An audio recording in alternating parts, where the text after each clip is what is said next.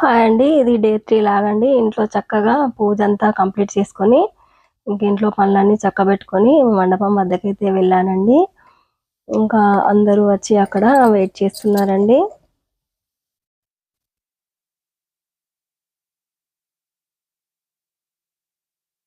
ఇంకా పంతులు గారైతే వచ్చి చక్కగా పూజ చేయించారండి.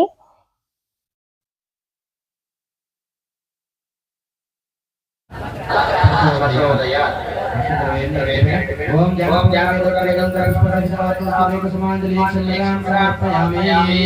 ओम यद्रक्षकोलि ओम निकाकवकसंदरदलमुते मुदगे गजरावरणं गजनील गणपति प्रणतोस्मि विनायकहस्तिमुखं सुरसुरगणपतिरङ्गे शेषशेषनगणपति समामं बाबा गणपति वसरे जय जय जय गणपति नमस्ते गजमुखभक्तं गिरिजापुत्रं गणगणपुत्रं गणगणपतिप्रियं करतुलफलसंगं गणपानिं कमलितवत्सलं अनायकनायकं विदेवदैवतं नताशोभनाशकं नमामि तं विनायकं जय गणेश जय गणेश जय गणेश पाहि जय गणेश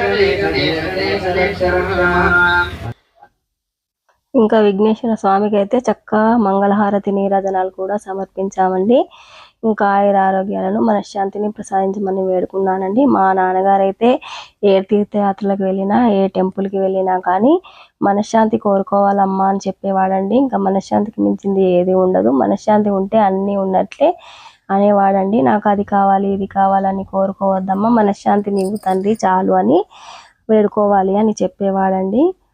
ఇంకా పూజ అయితే చక్కగా చేసుకున్నామండి. తీర్థ ప్రసాదాలు అన్నీ తీసుకొని ఇంకా రేపటి పూజా కార్యక్రమాలు ఏంటి ఏం కథ ఎలా చేసుకుందాము అన్నీ కాసేపు కూర్చొని కబుర్లు చెప్పుకొని ఇంటికైతే వచ్చామండి.